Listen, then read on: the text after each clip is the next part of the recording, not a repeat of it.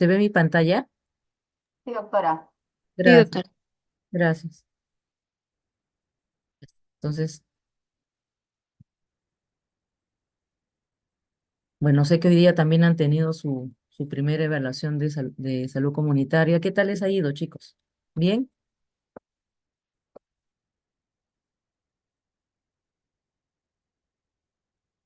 Sí, doctora. Qué bueno. Entonces su nivel de estrés ya bajó a lo normal.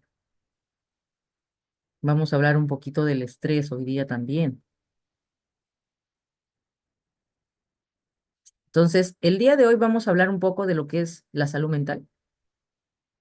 Rápidamente vamos a hacer como un recorrido a través de la historia de la salud mental comunitaria a nivel mundial, cómo es nuestra situación mental en el Perú, un tema importante que es la violencia familiar, que es un gran problema de salud mental también, porque es un problema psicosocial.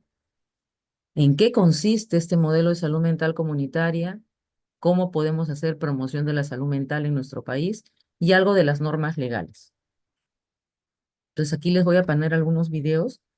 Quiero que por favor los vean y que de ahí a través del chat o hablado puedan darme comentarios, porque lo importante de esta clase, chicos, es que ustedes se lleven ideas concretas y claras. A lo largo de estas primeras semanas, de esta primera evaluación que ustedes han tenido, se han dado cuenta de este nuevo paradigma, ¿no? Que nosotros queremos que ustedes se lleven de este curso, que este paradigma del modelo biopsicosocial.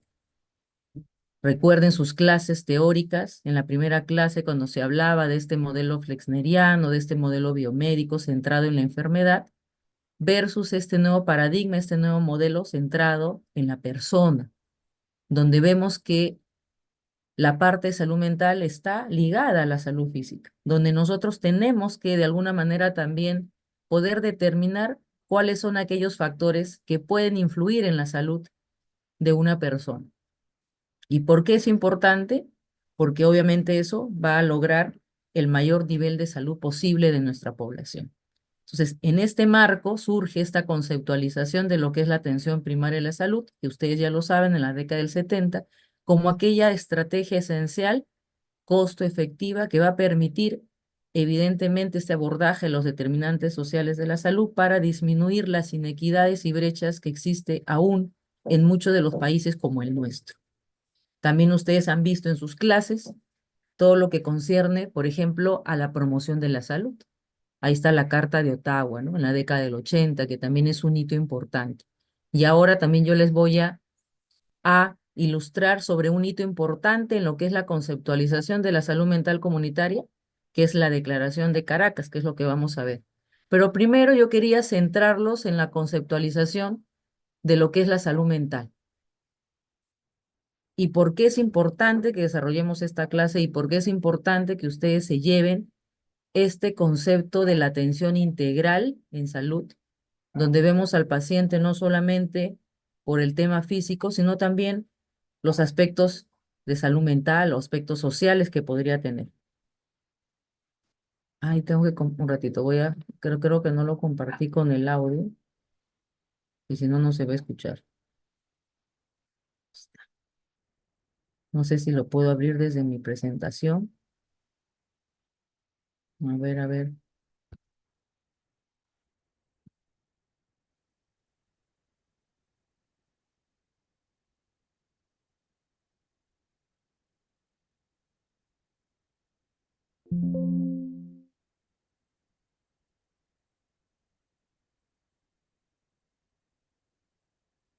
Cualquiera puede ser víctima de violencia intrafamiliar. Tu madre, tu hermano, tu vecina, incluso tú. Abre los ojos.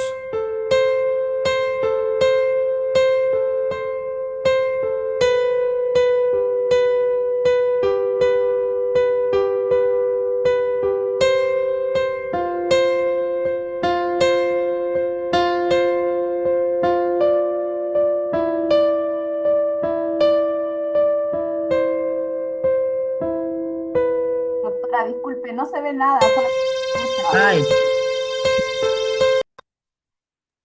Se puede escuchar, pero no se ve, doctora. A ver, espérense, espérense.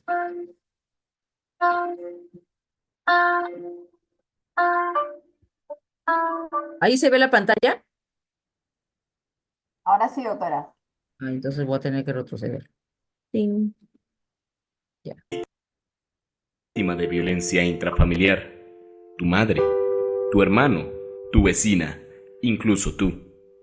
Abre los ojos.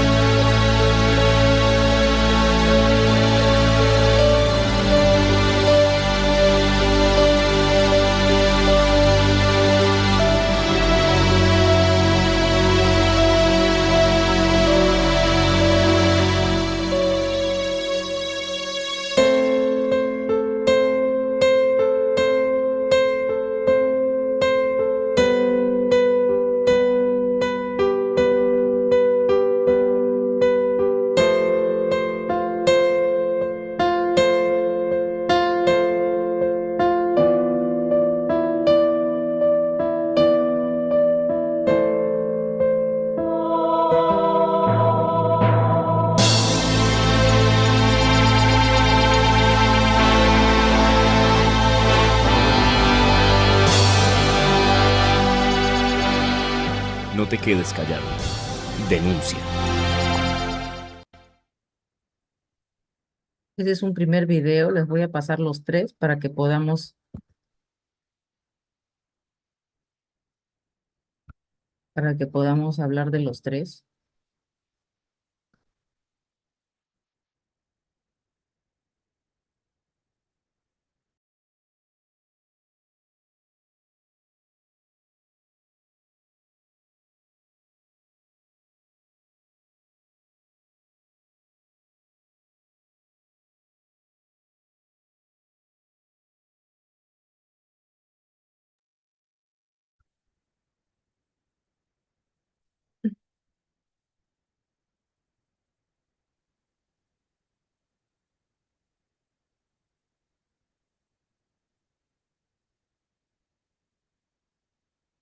Me avisan si se escucha y se ve, porfis. ¿Se ve?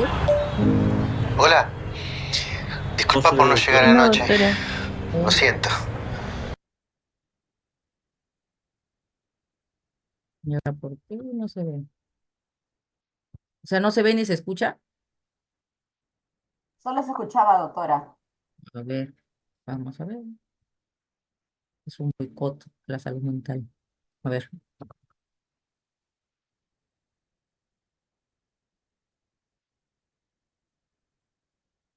Ah, ¿se ve? Hola, No, doctora. disculpa por no llegar anoche. Lo siento. Mm, ¿Cómo podemos hacer? Creo que del mismo YouTube.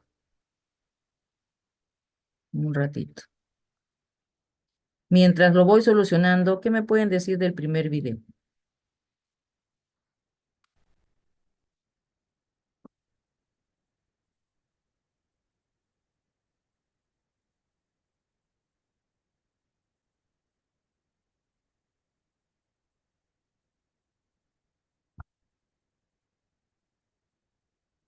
¿Qué opinan?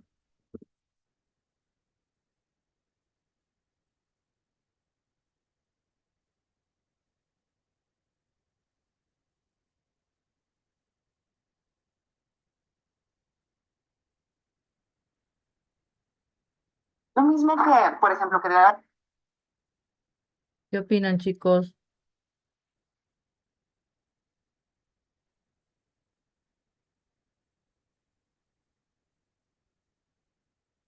¿Sobre qué problema está tratando el video? ¿Creen que esa es una realidad frecuente? O... doctora es un caso de violencia familiar que es muy frecuente acá en nuestro país. Ujú, Y claro, muchas mujeres, como se puede ver ahí, eh, aceptan ser maltratadas porque, por ejemplo, dependen de la pareja porque ellas no trabajan y muchas lo ven como algo normal porque dicen, no, les cae bien a mi papá, les cae bien a mi familia, no ajá, tengo nadie que me mantenga, no tengo trabajo, o dicen, él va a cambiar, así es es. así, trabaja mucho, ¿no? Ujú. ¿Cómo te llamas? Disculpa, es que no puedo ver. Gabriela Aguirre ¿Cómo Arancha. estás, Gabriela? Buenas tardes. Muy Buenas bien. tardes, doctora. Es así, es un problema lamentablemente cada vez en aumento. Y como tú lo mencionas, vivimos en un país donde lamentablemente todavía hay mucho machismo, donde si ustedes habrán visto en el video, incluso hay joven que dice, no es que me criaron así, es que yo pensé que era un juego, es que así debe ser el comportamiento de los hombres. Porque lamentablemente muchas de las conductas machistas son reforzadas por las mamás, por nosotros, las mujeres. Entonces tenemos que ir cambiando esta cultura. No estoy encontrando aquel video.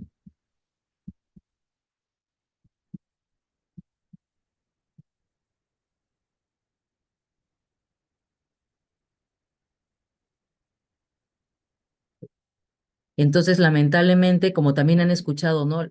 Lo que tú también decías, Gabriela, ¿no? A veces la mujer decía, no, es que yo no sé hacer nada, cuando es una mujer joven que puede trabajar, pero lamentablemente hay esa dependencia emocional, esa dependencia económica que hace que entremos en ese círculo de la violencia, ¿no?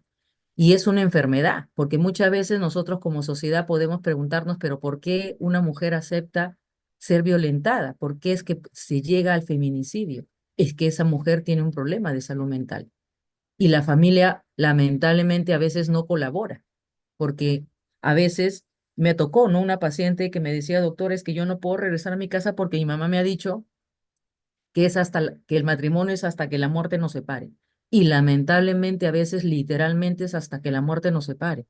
Entonces, tenemos que ir cambiando mucho el tema de la cultura, de la sociedad, de estas creencias erróneas, de estos estigmas, de estos mitos que hay en torno a este tema de la violencia y visibilizarla como un problema. El tema es que lo hemos normalizado, como ahí veían en el video, ¿no? Donde una adulta mayor pensaba que eso no era violencia, porque muchas veces las personas, sobre todo las mujeres, porque hay más violencia hacia la mujer, piensan que es un tema de golpes. No, pero es que a mí nunca me ha pegado. Sí, no me habrá pegado, pero me ha humillado, me ha insultado. Eso es Maltrato violencia psicológica. psicológico, doctora. Así es, maltrato psicológico. Bueno, ahorita no lo puedo ver. Ojalá que de acá a un rato voy a volver a insistir para no demorarnos. Si no, igual en la clase que se la voy a pasar. Traté de subir la clase, pero parece que es muy pesada por los videos y no le he podido subir toda la clase y los voy a mandar los enlaces porque la intención era que a través de los enlaces ustedes también puedan desarrollar el foro y podamos conversar un poco a través del foro sobre lo que ustedes piensan de la salud mental. Entonces el video trataba de sensibilizar porque ahí hablaban un joven, había una chica que hablaba sobre que no quería contar lo que le sucedía porque lamentablemente vivimos en una sociedad donde se piensa que los problemas de salud mental no existen. Sí se ve en la presentación, ¿sí? Sí, doctora. Donde se piensa que que la salud mental, los problemas de salud mental no existen, ¿no? Que incluso hay gente que dice, no, pero es cuestión de poner de tu parte, ¿no? Es cuestión de actitud. Yo cuando era pequeño, cuando era joven, yo no tenía ninguno de esos problemas, no tenía que ir al psicólogo, menos al psiquiatra, porque ir al psiquiatra es una cuestión de locos. Afortunadamente esto ha ido cambiando y a raíz incluso de la pandemia se ha visibilizado más la grave problemática de salud mental que tenemos. Y por eso es un tema importante dentro de nuestros sílabos, al igual que los otros temas, porque como repito, esto es parte de este modelo biopsicosocial. Muchas veces les va a llegar a su consulta, incluso en su clase teórica les han puesto un ejemplo, pero les puede llegar, ¿no? Como nos llega en nuestro centro materno infantil a médicos generales, a médicos, por ejemplo, especialistas de reumatología o médico de familia que nos derivan los casos al área de salud mental. ¿Por qué? Porque el paciente viene por dispepsia, o el paciente viene por cefalea crónica, o el paciente viene por dolores a nivel de la región cervical, de la región lumbar, y les dan medicamentos y el paciente no mejora, y comenzamos un poco a escarbar, a escudriñar en esa historia clínica y nos damos cuenta que hay un tema de salud mental, porque muchas de esas personas de repente tienen una separación, o de repente hay un duelo, o de repente hay problemas familiares que de alguna manera repercuten en nuestra salud mental. Y justo por eso les estaba preguntando el tema del examen. ¿Por qué? Porque todos sabemos, ustedes saben, chicos, porque ya casi son médicos, que el estrés es finalmente una reacción fisiológica frente a un evento. Voy a tener un examen, voy a tener una presentación y voy a tener un cierto nivel de estrés, pero luego de esa fase aguda vuelvo a mi estado normal. Pero ¿qué es lo que sucede cuando de repente nosotros estamos sometidos a un estrés crónico? O de repente no tenemos todas las herramientas que nos permitan abordar el estrés. Entonces, este estrés crónico se puede convertir en ansiedad, que ya es una enfermedad de salud mental. Entonces, es importante desde ustedes que van a cuidar la salud de los demás, primero hay que cuidar nuestra salud.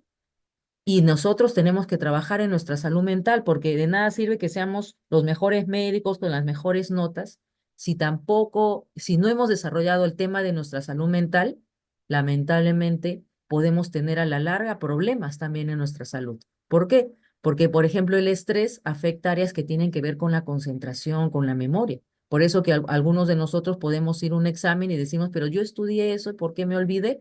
Ah, porque mi nivel de estrés se elevó, se eleva el cortisol, afecta áreas que tienen que ver con el hipocampo. Entonces yo los sensibilizo, chicos, aún más de lo que yo sé que ya ustedes están sensibilizados, no solamente por el curso, sino que ya vienen a lo largo de su carrera, por lo mismo que han escogido esta carrera de ser médicos, que para poder cuidar a los demás debemos de cuidarnos a nosotros mismos. Y como repito, por más que yo tenga la súper especialización, no solamente es el tema cognitivo, el tema de conocimiento, sino también cuidar nuestra regulación emocional, nuestro estado mental, porque de alguna manera, si no lo cuidamos, eso a la larga puede afectar no solamente nuestro trabajo, sino hasta nuestro entorno familiar, personal. Entonces ahí ustedes pueden visualizar este concepto que ya ustedes lo saben, este concepto de hace mucho tiempo, de la década del 40, donde se habla que la salud es el estado de completo bienestar físico, mental y social, y no solamente la ausencia de enfermedad. Ustedes han visto en sus clases que esta conceptualización ha ido evolucionando, porque ya no podemos hablar de un estado completo de bienestar, sino de el mayor nivel posible de salud.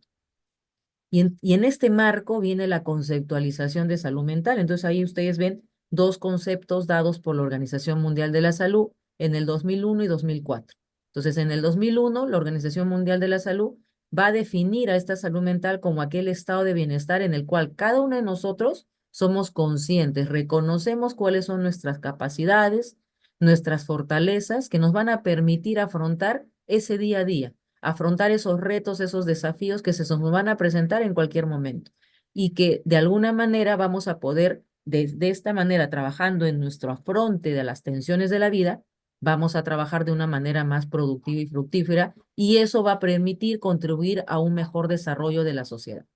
En el 2004 es como un añadido de esta conceptualización del 2001 y nos habla de que la salud mental, como la salud en general, es un estado dinámico, no es algo estático, y que va a depender de muchos factores y que va a influir en los diferentes contextos de nuestra vida diaria y que obviamente se va a expresar en el comportamiento y en la interacción con los demás. Finalmente, chicos, salud mental es estar bien con uno mismo y con los demás. Y ahí les puse unos datos para sensibilizarlos en el grave problema. Sabíamos que después de la pandemia del COVID se vendría una gran epidemia y una pandemia, que es el tema de los problemas de salud mental. Entonces, según la Organización Mundial de la Salud, 1 de 4 personas en algún momento de su vida va a sufrir algún problema de salud mental y en el Perú es 1 de cada 3. Y si hablamos de pérdidas económicas, porque no solamente es el tema de la pérdida de nuestra salud, de las consecuencias a nivel sociales o familiares, sino también a nivel económico. Hay pérdida de cerca de un billón de dólares por lo que se invierte en el tema de problemas de salud mental en la parte recuperativa. Por eso que es importante que nosotros trabajemos en la prevención. Entonces, hablando un poco de la historia, ¿cómo surge esta conceptualización de lo que es salud mental comunitaria? Entonces, esto surge en la década del 50, cuando la Organización Mundial de la Salud comienza a prestarle mayor importancia a este modelo comunitario. Un poco dejar este modelo antiguo nosocomial, ese modelo de institucionalidad, para pasar a este enfoque del paciente en su comunidad, el paciente en su familia. Entonces ahí vemos estos servicios con un nuevo enfoque en lo que es la promoción de la salud y la prevención de la enfermedad. Y está muy ligada, obviamente, a la conceptualización de la atención primaria de la salud. Esta reforma de la salud mental se va a dar en la medida que nosotros también implementemos esta estrategia del APS. Entonces vamos a ver que a nivel de la historia, por ejemplo, un concepto importante es dado, entre otros, antes de Hodgman, hubieron otros. Por ejemplo, Kaplan en la década del 60 habla mucho del tema de la desinstitucionalización. Es decir, ya no estar en un hospital psiquiátrico donde hablábamos del manicomio, ya no este modelo manicomial, sino pasar a este modelo comunitario. Incluso Freudenberg hablaba, ¿no?, de que se ve mucha más evidencia de efectos positivos cuando el paciente es tratado en su mismo entorno familiar y comunitario.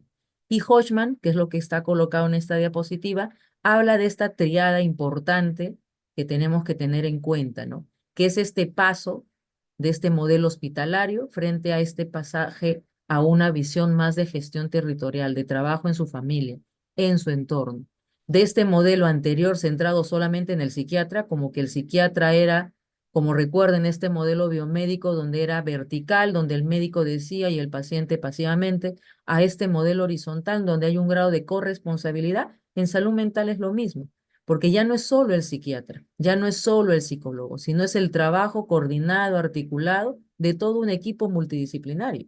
Por ejemplo, en el centro donde yo laboro, y yo soy la coordinadora del área de salud mental, donde no solamente están psicólogos, y en este caso yo soy la única psiquiatra, sino también están enfermeras, están obstetras y están servicios sociales, asistentes sociales, porque es todo un equipo que trabajamos de la mano, no solamente con la persona, sino con el enfoque de familia y comunidad.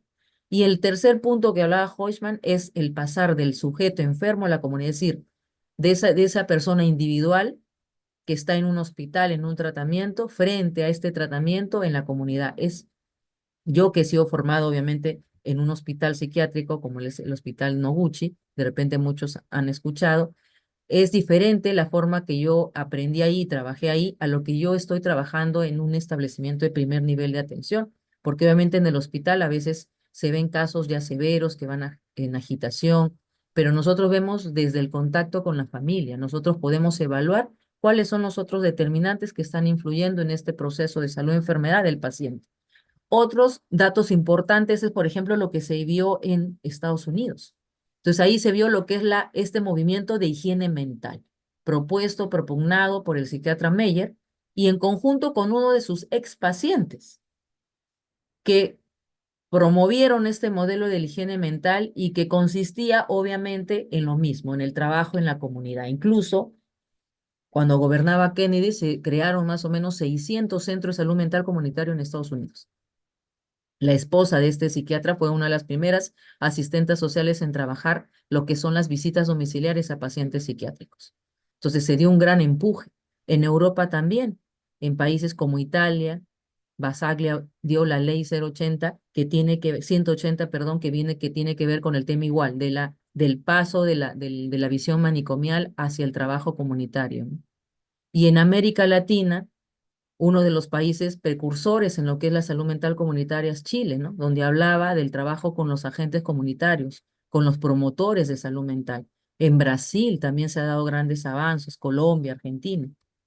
Entonces acá vemos también Beebe y Friedman en 1991 dio algunos puntos importantes para el desarrollo de la salud mental comunitaria. Primero, continuidad de cuidados, concepto que ya ustedes lo han visto en lo que es la PES. Prevención. Recuerden ese cuadro de la historia natural de la enfermedad. Es evidentemente, nosotros necesitamos trabajar en el periodo prepatogénico. Gestión territorial, este enfoque de territorio, de sectorizar, donde yo encuentro de repente mayor concentración de mis pacientes con problemas de salud mental. ¿Qué otras características pueden tener mi población? De la desinstitucionalización, porque lo que queremos es que el hospital psiquiátrico sea el último recurso, porque lo que ahora se promueve dentro de este modelo de salud mental comunitaria son, en el último caso, hospitalizaciones de corta estancia. Lo que se prefiere es un tratamiento ambulatorio coordinado con la familia y, como ahí se menciona, con todo un equipo multidisciplinar, con el enfoque de atención primaria y participación comunitaria, que recuerden que son elementos claves del APS. Entonces, lo que les estaba diciendo, ¿no? Así como el Alma Ata marca un hito importante en la década del 70 con el tema de la conceptualización del APS, en la década del 80, la Carta de Ottawa, en lo que es la promoción de la salud, en lo que es salud mental comunitaria, un hito importante es la Declaración de Caracas en 1990. Y tiene mucho del trabajo del enfoque del APS. Entonces, ahí vemos algunos puntos importantes. Primero, la reestructuración de la atención psiquiátrica ligada al APS, que el hospital psiquiátrico se veía siempre como un obstáculo para lograr una mejoría de nuestro paciente porque finalmente lo aislaba del entorno y generaba mayor discapacidad. Y lo que queremos es que el paciente rápidamente se reinserte a la sociedad, que los recursos, cuidados y tratamiento deben pretender la permanencia del enfermo, pero en su medio comunitario, no que esté en el hospital, que las legislaciones obviamente de cada país se deben de ajustar de tal manera que se respete los derechos de los pacientes con problemas de salud mental. Lamentablemente a veces no se ve en los mismos hospitales. El otro día justo estaba vino un paciente, perdón, claro, vino un paciente para contarme que había ido a un hospital y a veces en los hospitales piensan que los pacientes con problemas de salud mental no tienen problemas físicos, ¿no? O que si tienen un síntoma de físico es por un tema de salud mental o porque está inventando. Entonces, tenemos que tener mucho cuidado de no estigmatizar al paciente con problemas de salud mental porque es como cualquier otra persona como nosotros. Así como nosotros podemos tener problemas físicos, también podemos tener problemas de salud mental y viceversa. Es importante en el punto 5, como se menciona, la capacitación al recurso humano en este nuevo modelo de salud mental comunitaria, donde ahí vemos, ¿no? Donde se ve, incluso se prefiere no tanto el hospital psiquiátrico, sino dentro de este modelo de salud mental comunitario, unidades de emergencia dentro de los hospitales generales. Ustedes que están rotando en hospital, vean en la emergencia, no hay una área diferenciada en salud mental. Eso ya se está viendo poco a poco. Ya hay hospitales que tienen camas destinadas para el área de salud mental.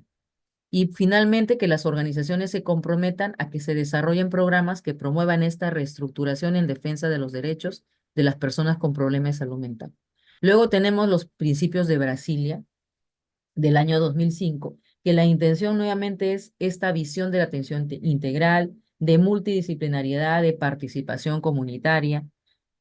Luego tenemos, este es el documento que les dije que les iba a enviar, que no lo pude cargar porque también es muy grande, muy pesado, y es lo que se le llama el MHGAP. Es un programa para superar las brechas en salud mental. O sea, es un programa de capacitación a médicos generales, a enfermeras, a personal del primer nivel de atención para cómo atiendo a un paciente que viene de repente con síntomas de depresión, cómo atiendo a un paciente que viene con síntomas de ansiedad o psicosis o problemas también neurológicos. Entonces se los voy a enviar porque yo creo que eso les va a servir de gran ayuda para cuando ustedes estén en su serum.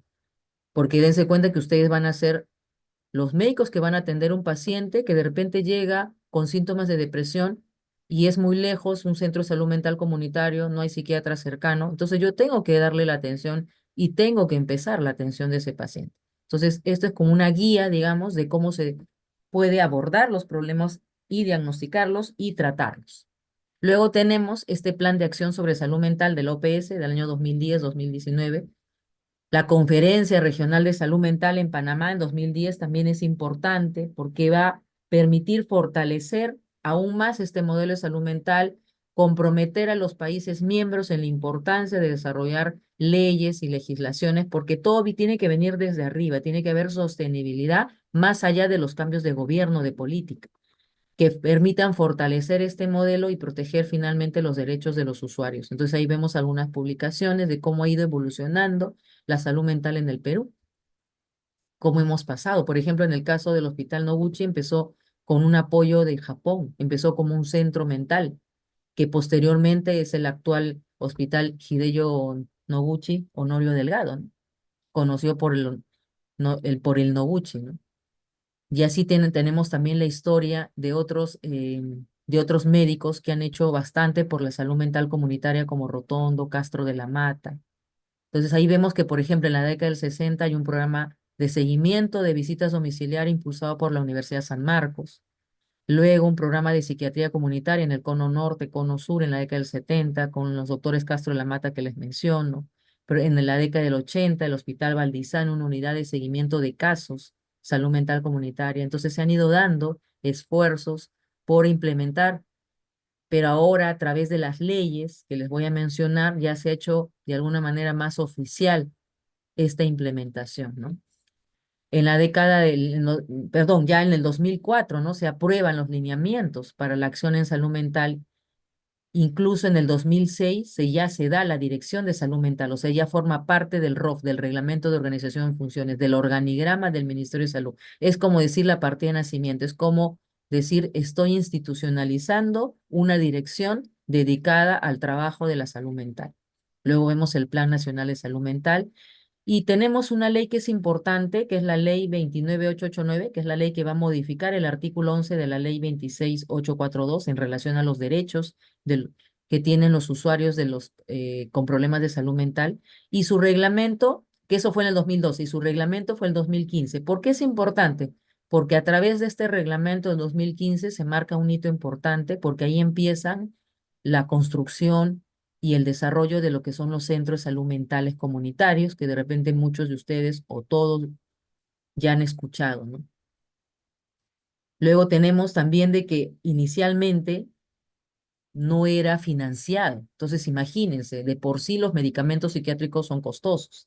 Entonces, no podían acceder más que las personas que tenían posibilidades económicas. Entonces, si nosotros queremos ser equitativos y ir a la población vulnerable, se logró que en el 2013 el CIS coberturara económicamente las atenciones psiquiátricas. Y obviamente eso da un gran avance en cuanto al tratamiento, ¿no? Luego vemos el Plan Nacional de Fortalecimiento de Servicios de Salud. Y finalmente, en 2019, nuestra Ley de Salud Mental. En 2020 fue el reglamento, es la Ley 30947. En el 2020, como ya les mencionaba, se da este reglamento y así sucesivamente se ha ido dando normas. Por ejemplo, en el tema del COVID también se dieron planes de salud mental, no solamente para la población en general, sino para personal de salud, que se vio afectado por este tema del COVID. Incluso los estudios demuestran que más afectación tuvo el personal de sanitario que la población en general, ¿no? Acá tenemos datos, aunque son antiguos, pero como que voy a ir más o menos relatando la evolución, ¿no? O sea, igual, así sea del 2002, tenemos ya datos que nos dicen la prevalencia, por ejemplo, en la tabla número 1, de cómo eran la parte anímica, cómo eran los sentimientos que podía tener la población en Lima Metropolitana y el Callao. Entonces tenemos, por ejemplo, que hay un predominio de la preocupación, ¿no? O sea, de la parte, digamos, de las emociones, ¿no? El 59 estaba tranquilo, pero vemos que hay un 50.7 que está preocupado. Triste un 20.8. Luego tenemos en las otras tablas, por ejemplo, en la tabla 2, los indicadores suicidas. El día 10 de septiembre ha sido el día de la prevención del suicidio. Y los datos realmente son alarmantes, porque aproximadamente una persona cada 40 segundos se está suicidando en alguna parte del mundo. Por cada 10 intentos, uno lo llega a consumar. Y se da a veces señales, solo que no vemos las señales. Y las personas, en cuanto al sexo, los que lo llegan a concretar son más los varones que las mujeres. Las mujeres es más en intentos. Y eso es algo que también tenemos que tomar en cuenta porque muchos de ustedes que están en los hospitales, en la emergencia, ¿qué sucede? Vienen las chicas a veces por ingesta de pastillas y a veces se escucha, ¿no? Incluso la paciente llega después a nuestra consulta y dice, qué mal he pasado, me han maltratado porque me decían de que si yo me hubiera querido matar, hubiera tomado tantas pastillas. Obviamente comentarios fuera de lugar que no deben ser de un personal de salud, porque más allá de si tomó 5, tomó 10 o tomó 15 o tomó 20, el hecho mismo de atentar contra la vida indica un problema de salud mental. Entonces es importante que nosotros sepamos ser empáticos y validar los problemas de la persona. Puede ser que yo no esté de acuerdo, pero eso no significa que le invalide. Y yo no le voy a decir, ¿sabes qué? Sí, que si tú te quieres matar, hubieras tomado esto, o tú hubieras tomado tal o cual cosa. La paciente realmente se siente muy mal por esa situación. Entonces, tenemos que tener mucho cuidado de cómo nosotros nos dirigimos a nuestros pacientes, ¿no? Entonces, ahí vemos, por ejemplo, gráficos en cuanto a los niños y adolescentes. Vemos que han aumentado los problemas de salud mental en esta población, incluso a raíz de la pandemia, ¿no? Ahí se ve, por ejemplo, ¿no? Hay una pregunta que decían si en algún momento nos habíamos sentido ansiosos o deprimidos de tal manera que no podíamos continuar nuestras actividades diarias. Y ahí vemos que el Perú es uno de los países con las cifras más altas de población afectadas por depresión o ansiedad. Este es un gráfico que tiene que ver también, se los he pasado también a sus tutores, lo voy a mandar también a través de la delegada de mi sede. Creo que este artículo sí lo puedo subir en la clase. Entonces ahí podemos ver, este es de la OPS, son los avances y desafíos de la reforma de salud mental en el Perú en el último decenio. Entonces en el gráfico superior izquierdo podemos ver cómo están los trastornos o los problemas de salud mental a lo largo de los cursos de vida, ¿no? En los primeros años, los trastornos generalizados del desarrollo, ¿no? Y así sucesivamente cómo han ido el tema de la depresión, la ansiedad, ¿no? Ahí vemos, por ejemplo, de acuerdo a las regiones, vemos que Puerto Maldonado es de, de una de las zonas donde hay mayor prevalencia de problemas de trastornos de salud mental, ¿no? Y en el Perú se estima que aproximadamente 5 millones de personas padecen algún tipo de problema de salud mental que requiere intervención. Entonces, según el ENDES, que es la Encuesta Nacional de Hogares, el 2021 se dio que la violencia contra las mujeres llegaba a un 54,9%. Imagínense en época de pandemia, donde teníamos que hacer cuarentena, decirle a la mujer que viva con su agresor. Entonces ahí hay su registro también, ¿no? El 20,7% de mayores de 12 años van a padecer algún problema de salud mental. Imagínense adolescentes, según el ENDES del 2022, un 32,3% entre 15 y 29 años presentan algún problema de salud mental. Es más, dentro de las causas de muerte, dentro de las primeras causas en la población joven está el suicidio. Y ahí dicen, ¿no? Los casos atendidos por problemas de salud mental por el MINSA han aumentado un 20% entre el 2021 a 2022. ¿Por qué es importante que ustedes sepan eso y sepamos abordar? Porque los trastornos de salud mental van a reducir la calidad de vida, la capacidad funcional, nuestra productividad, nuestra capacidad de interaccionar con los demás. O sea, ahí vemos también un incremento de los casos de depresión. En el 2023 se han atendido poco más de 280,000 casos de depresión. Ahí vemos, ¿no? Atenciones por maltrato en niños y adolescentes ha aumentado en un 15 a 21%. Y hay un 30% de niños que están en riesgo, ¿no? Entonces, 2 de cada 10 personas con algún trastorno de salud mental, lamentablemente el 80% de estas personas en general que tienen problemas de salud mental, la mayoría no tiene acceso a un tratamiento adecuado. Entonces ahí vemos, por ejemplo, en el año 2022 se atendieron 1,631,000 casos de problemas de salud mental. Y en el 2021 fueron 1,368,000, un aumento del 20%. De acuerdo a la encuesta nacional, la encuesta demográfica y salud familiar del ENDES 2022, vemos que ahí también, ¿no? El 32,3%, lo que ya me he mencionado de jóvenes, presentaron algún problema de salud mental en el último año. Y ahí vemos que las mujeres van a tener mayor porcentaje que los varones. Entonces la OPS hace como una comisión y un informe de cuáles eran aquellas recomendaciones que nos van a permitir mejorar la atención en salud mental. Entonces ahí vemos de que se tiene que integrar la salud mental en las políticas, es decir, que la salud mental es un problema que involucra a todos y que tiene que ser una política de Estado, donde se debe mejorar lo que es la calidad del financiamiento en salud mental. Si bien es cierto, ha ido mejorando, aún es insuficiente. Debemos de garantizar los derechos humanos de las personas con problemas de salud mental, que tengan acceso a un tratamiento adecuado, que tengan acceso a terapia, rehabilitación. Se debe proteger y promover la salud mental a lo largo de la vida, mejorar y ampliar los servicios y la atención a nivel comunitario, fortalecer todas lo que son las políticas y las acciones de prevención de suicidio, adoptar el enfoque frente a las cuestiones de género, abordar lo que es el racismo y la discriminación como determinantes de la salud mental y mejorar también el tema de investigación, es decir, investigar más sobre lo que es la salud mental, sobre aquellos factores que están asociados. Este es un gráfico, ha mejorado, pero aún es insuficiente. Hay una brecha en cuanto a recurso humano, ¿no? Ahorita ha mejorado, pero en aquella época, el 2021-22, más o menos había 2 psiquiatras por cada 100.000 habitantes y 5 psicólogos por cada 100.000 peruanos, ¿no? Y si ustedes se dan cuenta, en otros países, ¿no? Por cada 100.000 habitantes, en Argentina, por ejemplo, tienen 223 psicólogos. En Australia 103, en Costa Rica 142, en Finlandia 109, en los Países Bajos 123. O sea, nosotros tenemos una brecha.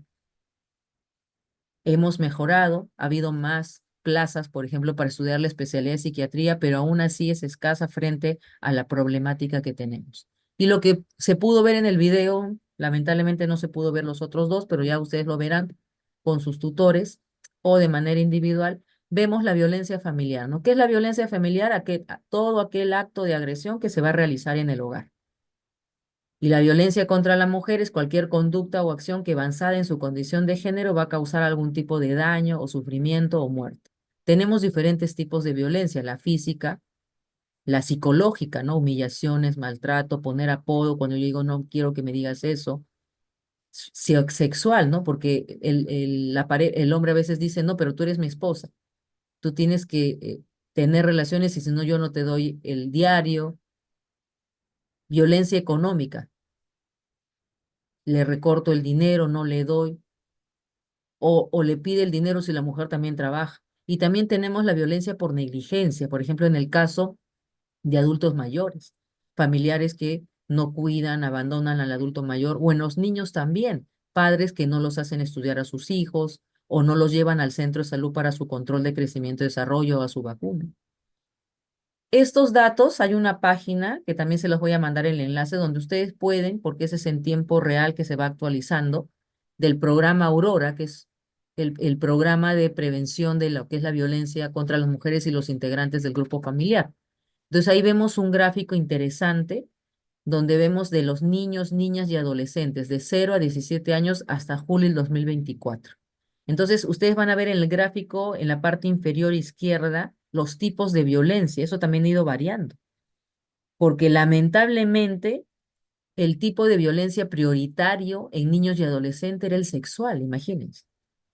Ahora es más en el adolescente. Ustedes van a ver ahí en ese gráfico con colorcitos los casos atendidos. Por ejemplo, ahí vemos, ¿no? De 12 a 17 años, 8.404 casos atendidos por un tipo de violencia sexual. Imagínense esas consecuencias de ese adolescente o de esa adolescente que tenga un tipo de violencia sexual. Entonces ahí van a ver, ¿no? De 0 a 5 años, vemos que prioritariamente tenemos la violencia. Hay de 0 a 5 años, prioritariamente es la física, ¿no? No, la psicológica. Luego viene la física. De 6 a 11 años, de 6 a 11 años, prioritariamente también es la psicológica.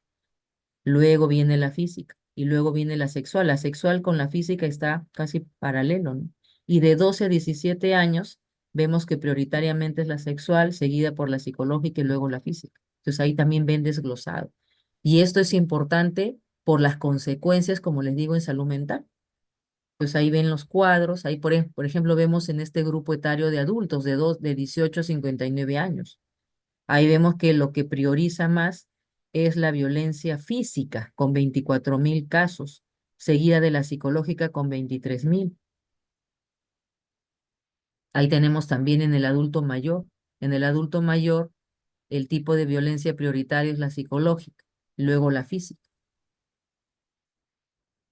Ahí también tenemos, ¿no? Los casos de violencia sexual en personas adultas mayores. Generalmente las personas agresoras de los adultos mayores en general, por cualquier tipo de violencia, ahí ven que en su mayoría son sus hijos, ¿no? Entonces tenemos que cambiar eso, ¿no? O sea, cómo el hijo va a maltratar a su padre, a su madre, ¿no? Quien te crió, quien te dio la vida. O sea, ¿dónde están esos valores, esos principios, esa educación que debemos de tener? Entonces tenemos que trabajar desde las bases, desde la mujer que quiere tener hijos. Por eso que es importante, chicos, la paternidad responsable. Porque lamentablemente ahora vemos embarazos adolescentes. Entonces, ¿cómo vamos a criar ese niño, un adolescente, ¿no? Acá vemos las regiones, ¿no? Donde hay mayor predominio del tema de violencia. Vemos ahí Lima, Huánuco, Huancayo, Cusco, Ayacucho, Cajamarca, son los que tienen mayores casos de violencia. Y esto es un poco para que vean las características. Este cuadro es para que las características de los que son agredidos, pero acá lo interesante es, por ejemplo, el cuadro de la derecha de las características del agresor, porque muchos podrían decir, ah, ya, el que agrede es porque está bajo el efecto de la droga y el alcohol, pero ahí ustedes se pueden dar cuenta que el estado del agresor ecuánime es el que prima, en un 79%, o sea, sin efecto de ninguna droga, alcohol. El segundo lugar con 18% es del alcohol. Es decir, que no podemos decir lo que muchos dicen culturalmente, ¿no? Ah, es que estaba con el efecto del alcohol, él no lo quería hacer. No, ahí vemos las estadísticas que dicen lo contrario. Entonces, incluso también vemos acá en la columna de la izquierda cómo son las características del grado de instrucción, ¿no?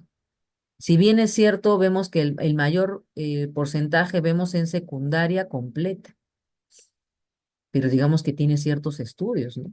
Se supone que a mayor nivel educativo deberíamos tener una mejor, un mejores estilos de vida, ¿no? Incluso el trabajo, ¿no? El agresor se ve más en aquellos que tienen trabajo remunerado que aquellos que tienen sin trabajo. Esto es para que ustedes comparen con el año 2022, porque este es el anterior que les he dado es 2024. En 2022 no varía mucho, vemos que igual es el efecto, primero, no hay efecto de alcohol ni drogas. Los motivos, acá vemos, ¿no? En el 2024, miren cómo es posible que tenemos un sin motivo, o sea, simplemente por el hecho que simplemente quería golpear a mi pareja, 26%. El principal motivo son familiares, el segundo sin motivo, el tercero celos. En el 2022, el primer motivo fue familiar y luego fue celos. El tercero fue sin motivo. Ahí está un poco cómo es la tendencia a lo largo de los años de 2016 al 2024 de los casos registrados de violencia familiar. A lo que va del año, y esto es en agosto, o sea, de hecho vamos a superar el 2023, nos estamos a la alza, si es que no tomamos medidas como sociedad, como comunidad. Los casos notificados según tipos de violencia tenemos acá, ¿no? Cómo ha ido evolucionando a lo largo de los años. También vemos que el 2024 probablemente supere. El tema del abandono ya está casi igual. En el tema sexual va a superarlo, al igual que el psicológico y la violencia física. Y aquí vemos por sexo, ¿no? En el niño es casi paralelo, ¿no? En cuanto en los otros cursos de vida, más se da los casos de violencia en mujeres, ¿no? Acá un poco también están los casos notificados de violencia, ¿no? Por ejemplo, en Lima, vemos que el distrito donde hay mayor notificación de casos de violencia es en San Juan del Urigancho, seguido por Comas. ¿Por qué es importante la información? Porque la información nos da poder en cuanto a mejor toma de decisiones. Si yo sé que hay mayores casos notificados en San Juan del Urigancho en Comas, quiere decir que ahí es donde yo tengo que trabajar más. No significa que no voy a trabajar en los otros distritos, pero significa que yo tengo que enfocarme en saber qué es lo que sucede en esos distritos que hace que tengan más casos notificados de violencia familiar. Acá tenemos también, hay una página del SEM, del Servicio de Atención Urgente del Centro de Emergencia Mujer. Y ahí vemos que sí, actualizado a marzo del año 2024. A marzo ya se habían atendido 2.112 casos de violencia familiar sexual y otros de alto riesgo. Entonces, eso ustedes tienen acceso, chicos, a toda esta información que se va actualizando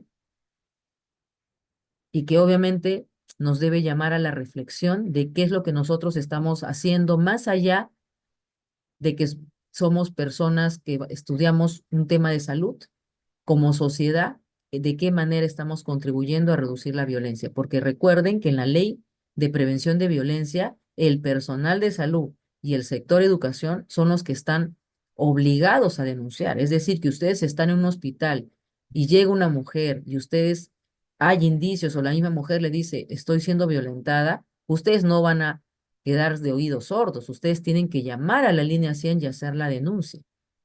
Incluso si ustedes tienen temor, porque de repente uno puede decir, no, porque después me van a llamar y yo no quiero que me lleven al juzgado para estar llamándome, puedo llamar de manera anónima, pero el tema es que yo podría estar salvando la vida de una mujer. Entonces tengo que denunciar. La primera persona que vea a una persona violentada tiene que denunciar. Aún la mujer no quiera denunciar.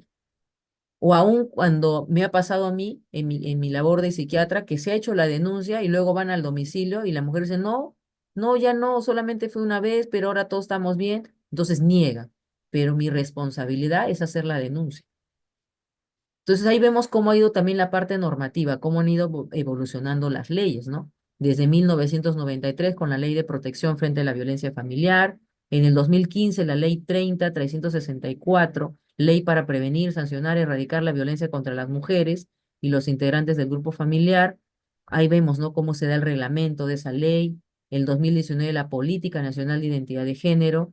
Y este programa que les digo en el 2020, ¿no? Es el Manual de Operaciones del Programa Nacional para la prevención y erradicación de la violencia contra las mujeres y los integrantes del grupo familiar o programa Aurora. 2021 es la guía técnica para el cuidado de la salud mental en mujeres en situación de violencia. En este marco que ustedes estamos viendo, en este marco de la problemática que estamos viendo de salud mental, de la violencia en nuestro país, de cómo han aumentado los casos de depresión, de cómo los problemas en salud mental en los niños y adolescentes han aumentado, surge este modelo que ya lo hemos visto, que ha surgido en la década del 60 a nivel mundial y que acá en nuestro país también se han dado esfuerzos desde la década del 60, 70. ¿Y en qué consiste este modelo de salud mental comunitario? Vemos ese dibujo, ¿no? El centro de salud mental comunitario viene a ser como el centro, el que va a organizar, el que va a centralizar. Es un centro especializado que está inmerso en la comunidad y que va a tener su sistema de referencia y contrarreferencia con las unidades de hospitalización en salud mental de hospitales 2 y 3, porque tenemos tres sistemas, tres niveles de nuestro sistema de salud. Tenemos aparte de los centros de salud mental comunitario, dentro de este modelo tenemos los centros de rehabilitación psicosocial, los centros de rehabilitación laboral, los hogares protegidos, habrán escuchado, pacientes con trastornos mentales graves, generalmente son 8, que estén estables, que acepten tomar su medicación y que viven en hogares subvencionados por la misma municipalidad en conjunto con el Ministerio de Salud y que les dan atención porque son personas que no tienen soporte social.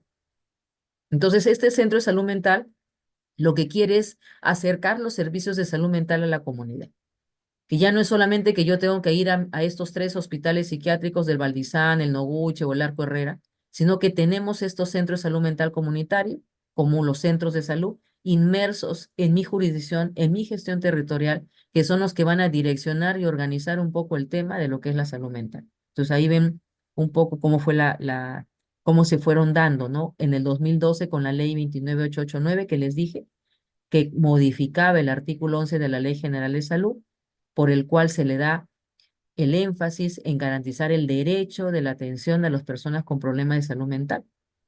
Entonces ahí vemos esta unidad, que es la unidad del Centro de Salud Mental Comunitario, ¿no?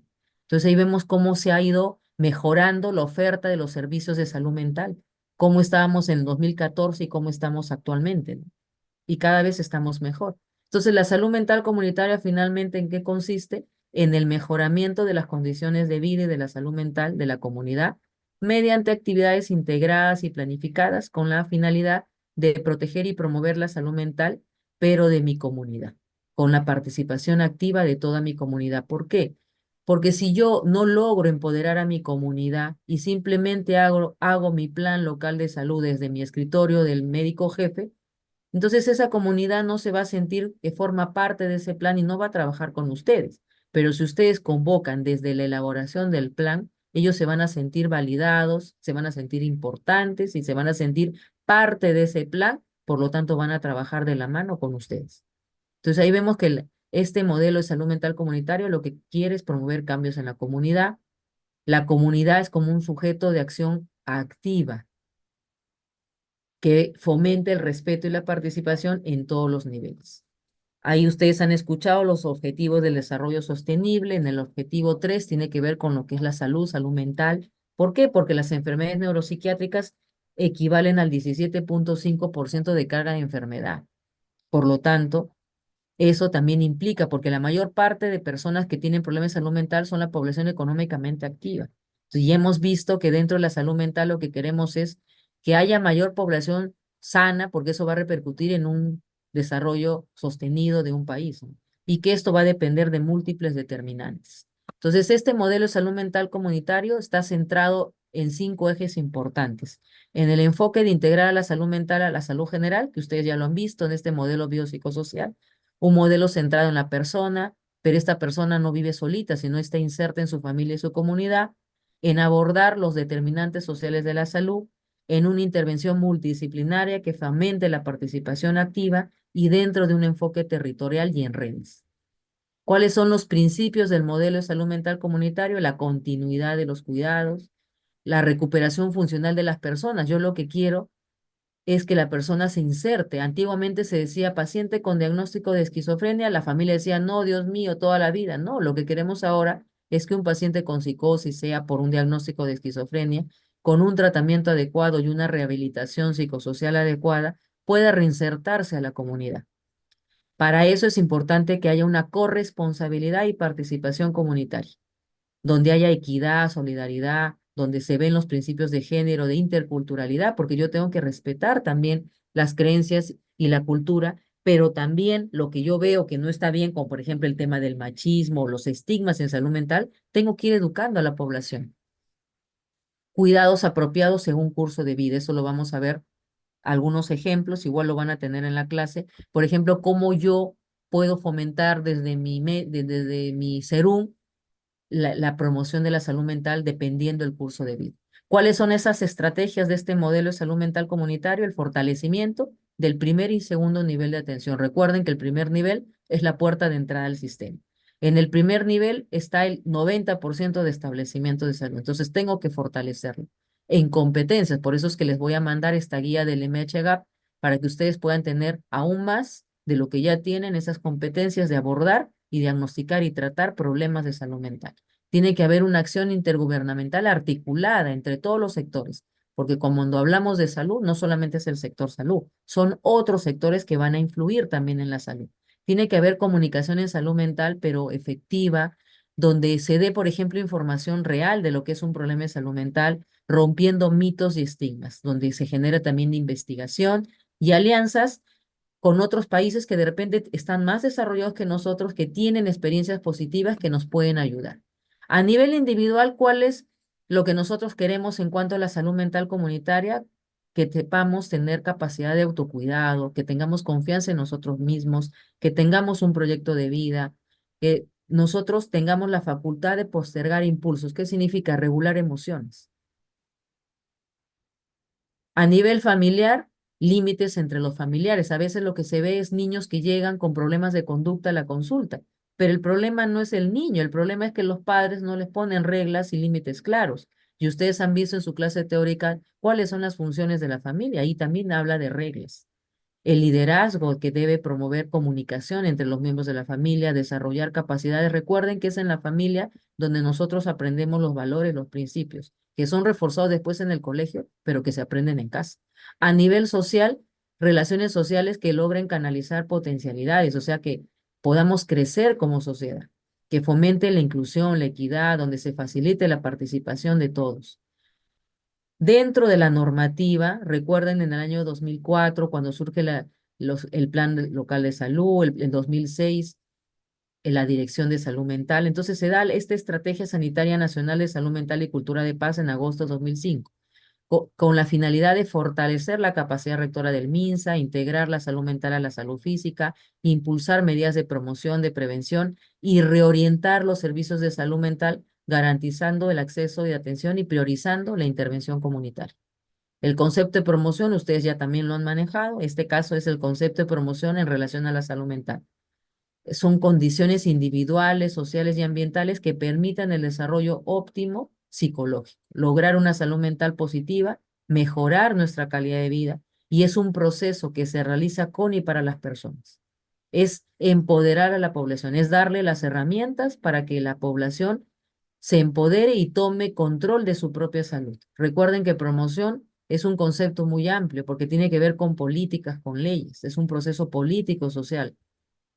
Este cuadro también ustedes ya lo han visto en el modelo de abordaje de promoción de la salud, y recuerden que ahí uno de los ejes temáticos tiene que ver justamente con la promoción de la salud mental, buen trato y cultura de paz. ¿Cuáles son los niveles de intervención en la salud mental? Tenemos que conformar políticas públicas saludables. Eso está también como parte basado en la Carta de Ottawa de Promoción de la Salud. Crear ambientes de apoyo, fortalecer la acción comunitaria, desarrollar habilidades personales, reorientar los servicios de salud. Y eso es lo que más o menos les estaba preguntando, ¿no? Por ejemplo, estoy haciendo mi serum. Yo quiero fomentar la salud mental en mis niños de mi jurisdicción. O sea, quiero trabajar en el antes. Entonces, desarrollo acciones, talleres, actividades para promover habilidades sociales. Por ejemplo, un taller de pautas de crianza. Hago un taller para prevención del maltrato infantil. De repente puedo hacer talleres o convoco a profesionales para hacer tamizajes de problemas de aprendizaje en conducta.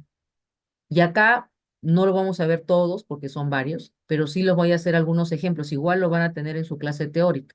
Por ejemplo, si yo estoy en una población de niños y niñas de 0 a 2 años, lo que tengo que hacer es promover las expresiones de cariño. Recuerden el afecto como una de las funciones de la familia. Por ejemplo, durante la lactancia, ese vínculo con la mamá.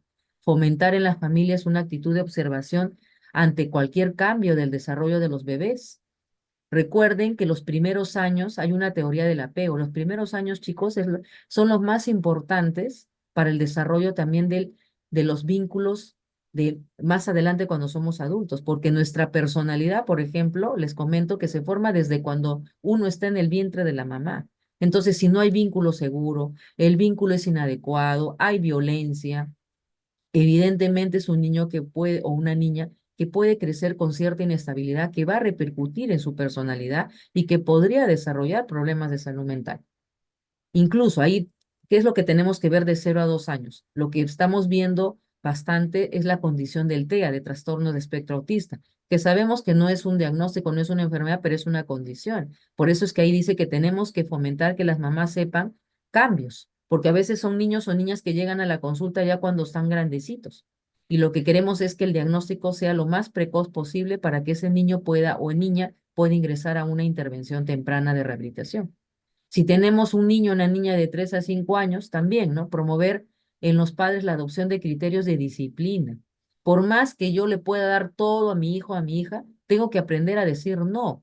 Porque ¿qué es lo que sucede? Después vemos adolescentes y jóvenes con poca tolerancia a la frustración. Y estos adolescentes jóvenes con poca tolerancia a la frustración, en la mayoría de los casos, no siempre, son niños o niñas que decían A y la mamá y el papá les decía A, decían B y la mamá y el papá le decían B. Entonces ellos están acostumbrados y piensan que el mundo va a girar en torno a que si yo digo A, el mundo me va a decir A. Entonces cuando no obtengo lo que yo quiero, ahí es donde me frustro. Entonces es importante desde los primeros años que el niño y la niña vayan aprendiendo que no siempre se van a dar las cosas como yo espero en el momento que yo espero. Y eso me va a ayudar a ser más tolerante y flexible ante los cambios que se puedan dar. A través de los juegos es que yo desarrollo estas actividades en los niños, ¿no? En un niño más grande también yo desarrollo otro tipo de conductas. Por ejemplo, en el adolescente, talleres de autoestima, talleres de habilidades para el adolescente, proyecto de vida. Muchos adolescentes que están en cuarto, quinto de secundaria no saben qué hacer. Entonces, puedo hacer esos talleres. Ustedes pueden desarrollar esos talleres cuando ustedes estén en su CERUM. Prevención y atención en el uso de sustancias, porque lamentablemente también cada vez hay más precocidad en el inicio de consumo de sustancias. Lo que les había mencionado, el embarazo precoz. prevención de suicidio. Por ejemplo, en la etapa adolescente se divide en dos, ¿no? De 10 a 14, de 15 a 17. Entonces, en el adolescente de 10 a 14, incentivar la comunicación entre los adolescentes respetando su intimidad. Recuerden que el adolescente está como que en el limbo, ¿no? Dejó de ser niño, pero todavía no es adulto, pero quiere ser independiente. Entonces, tenemos que enseñar que siguen habiendo reglas de convivencia, trabajar temas de sexualidad, obviamente con mucho respeto. Ahí hay que tener mucho cuidado porque lamentablemente hay papás que a veces no quieren que se les hable a los hijos porque piensan erróneamente que hablar de eso es estimular. Y eso es totalmente erróneo. Lo que más bien tenemos es que dar información veraz porque eso va a prevenir no solamente embarazo adolescente, sino infecciones de transmisión sexual. Tenemos en los adolescentes de 15 a 19 años, ¿no? El tema de educar en lo que es en resolver conflictos, porque si no llegamos a la juventud, a la adultez y no sabemos resolver problemas porque papá y mamá siempre me los resolvió y yo hacía lo que papá y mamá me decían. Entonces es importante que se le vaya enseñando cómo resolver problemas. Entonces ahí vemos, ¿no? También promover actitud crítica frente a situaciones que puedan estar pasando en mi día a día. Incentivar actividades saludables de uso del tiempo libre como deporte, otras actividades para prevenir problemas de drogadicción, de pandillaje, ¿no? En los adultos, promoción de estilos de vida saludable, promover canales de participación, prevención de violencia.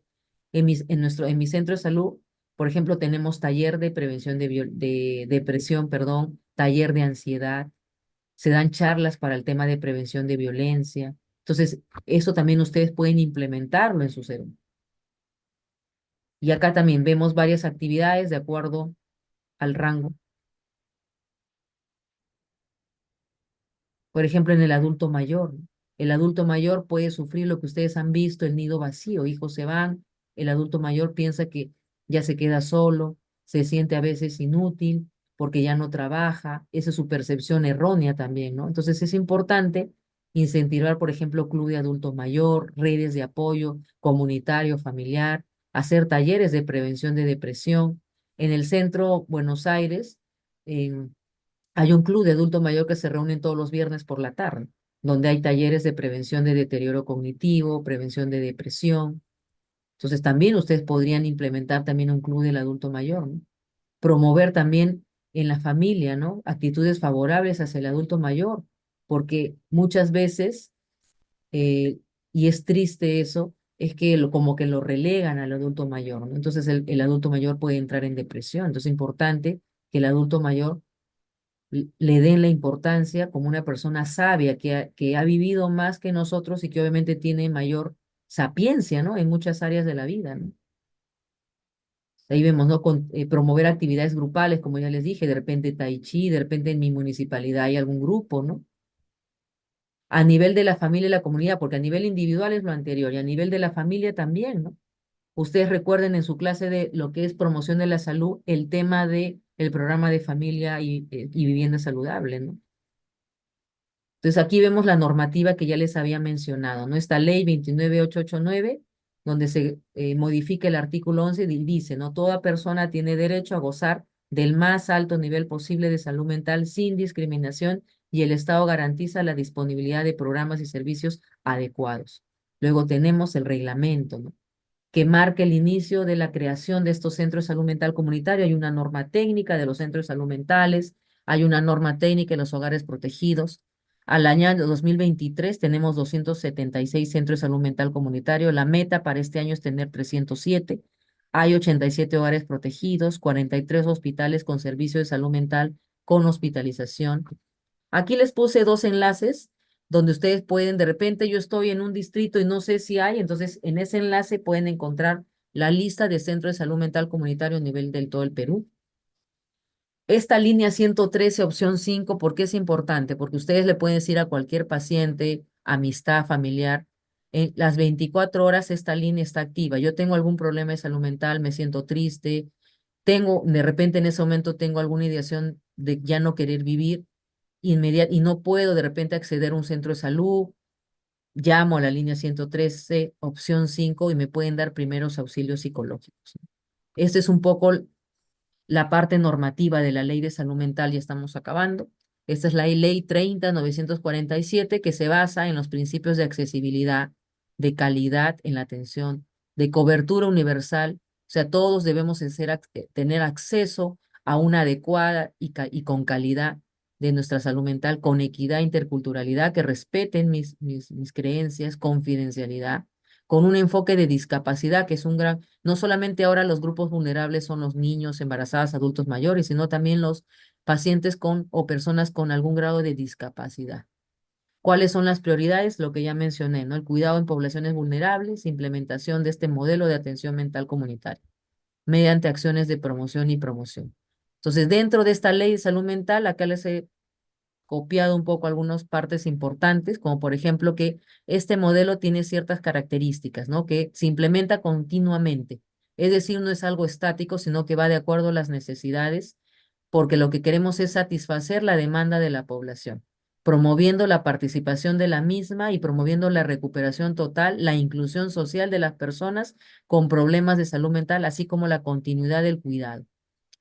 ¿Cuáles son las prioridades? Se considera prioritario el cuidado de la salud mental en poblaciones vulnerables como la primera infancia, la adolescencia, mujeres y adultos mayores, que esté obviamente bajo un enfoque de derechos humanos, de equidad de género, de interculturalidad. Esta implementación de servicios de atención y salud mental comunitario deben ser componentes importantes dentro de una red integral de salud, lo que se llama la RIS, lo que antiguamente era la red de servicios de salud, ahora es la RIS, las redes integrales de servicios de salud, ¿no? Esta implementación tiene que ser del modelo tiene que ser el eje estratégico de una política pública de salud mental, es decir, tiene que ser una política de Estado, desde la presidenta, desde la presidencia, desde el Poder Ejecutivo, se tiene que dar la importancia de vida y se tiene que obviamente apoyar con la legislación y las normas en todos los niveles. ¿Cuáles son las condiciones en la atención mental? Debe realizarse desde el primer nivel de atención con un abordaje comunitario, interdisciplinario, integral, realizarlo preferentemente de manera ambulatoria, salvo en situaciones de emergencia psiquiátrica que debe ser de corta estancia, respetando el carácter excepcional del internamiento hospitalizado, como ya lo mencioné, para eventos de excepción. En cuanto a la promoción de la salud mental, acá dice, ¿no? Corresponde al Estado la promoción de la salud mental. ¿Y cuáles son esas acciones? Van a impartirse en todas las etapas del ciclo de vida, priorizando niños, niñas, lo que hemos mencionado, esas acciones de ejemplo que van a promocionar nuestra salud mental.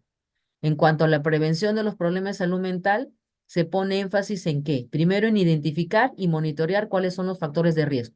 Por ejemplo, ese cuadro que les mencionaba, que en San Juan de Lurigancho hay mayor notificación de casos de violencia. Entonces, sería interesante hacer una investigación y evaluar cuáles son aquellos factores de riesgo que hacen que la comunidad de San Juan de Lurigancho tenga más casos de notificación en violencia. ¿Para qué? Para evitar que sigan dándose estos problemas psicosociales como es la violencia. Entonces aquí dice, ¿no? Para evitar la existencia de problemas psicosociales que lleven a patologías que afecten la salud mental individual y colectiva, como la violencia familiar, sexual, pandillaje, maltrato infantil, consumo de drogas. Identificar grupos de riesgo, detectar tempranamente los problemas de salud mental. Ustedes lo han visto al hablar de la historia natural de la enfermedad. Lo que yo quiero en todo caso, si ya estoy dentro del periodo patogénico, hacer un tamizaje precoz, o sea, la prevención secundaria. No es lo mismo que yo trate a una mujer de repente que llega por depresión, cuando recién de repente está con los síntomas, a que de repente yo la vea por una interconsulta porque tuvo un intento suicida por una ingesta de pastillas. Y yo tengo ya un caso de una prevención con mayor gravedad, ¿no?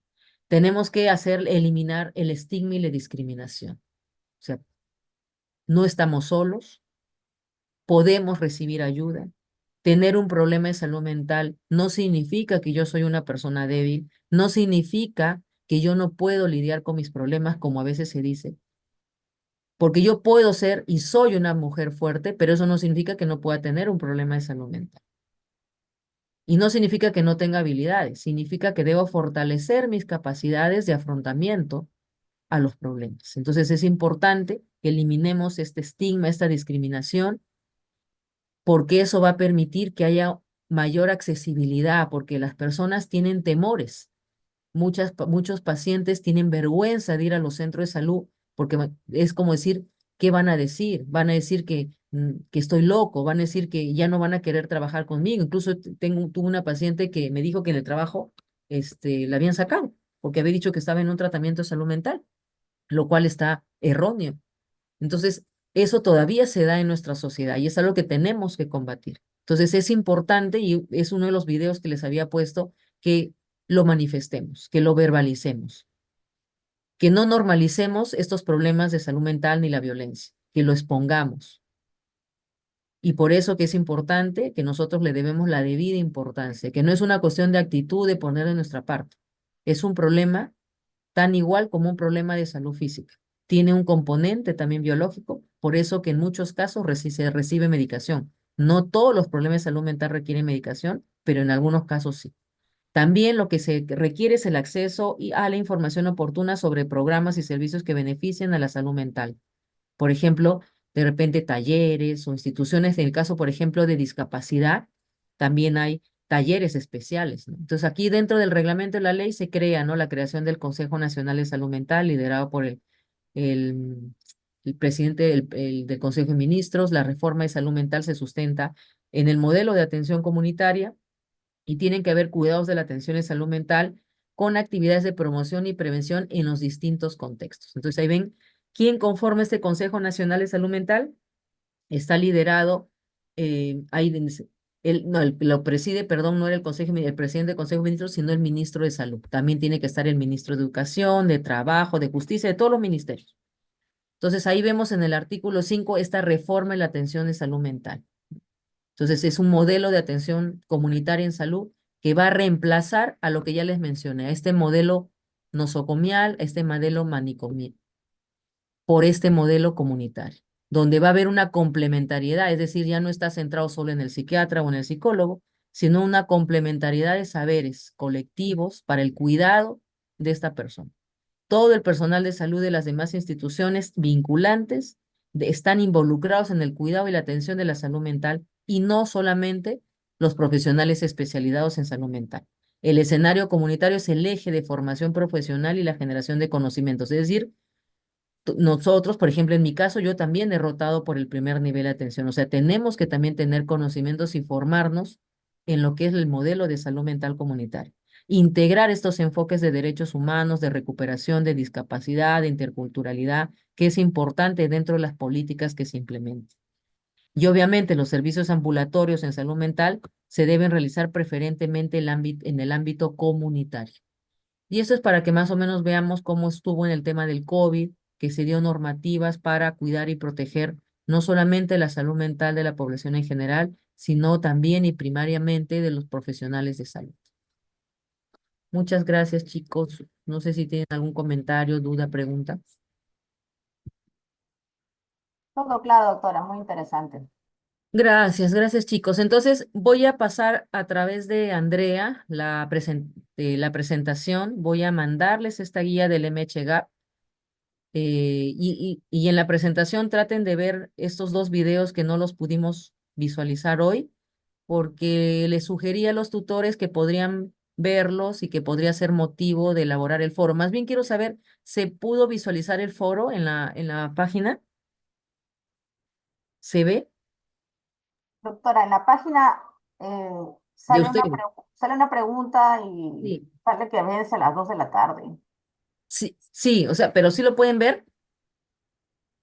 Bueno, yo pude entrar, pero ya no lo pude abrir porque salía que vence a las 2 de la tarde. Ay, entonces, ya, eso es lo que quiero que me digan. Voy a ver porque de repente a la hora que hice las especificaciones lo puse mal, porque la intención es que eso esté activo hasta el día jueves. Dice, doctora, vencimiento martes 17 de septiembre, 2 de la tarde. Desde Ah, su ya, entonces comisión ahí de me equivoqué. estudiantes, ahí se propondían medidas para prevenir enfermedades de salud mental. Ajá, sí, sí, sí. O sea, la intención es que en el foro ustedes escriban, yo les puedo responder también, Ujú. desde su perspectiva, cuando ustedes estén en su Serum ahorita, en su centro de salud de prácticas, y basado en los videos que van a terminar de ver y lo que me han escuchado y lo que ustedes también saben de salud mental, ¿cómo podrían ustedes promover la salud mental en ese centro de salud? Voy a cambiar porque la intención es que lo escriban, debo haberme equivocado. En vez de haber puesto hasta, yo pensé que era desde, pero no era hasta. Voy a corregir el foro y voy a estar preguntando a alguien de mi grupo para ver si está bien el tema de las especificaciones del foro. Gracias, Gabriela, más bien. Sí, ¿Tú eres la doctora. delegada, Gabriela? No, doctora. Ay. ¿Ahí está la delegada o el delegado?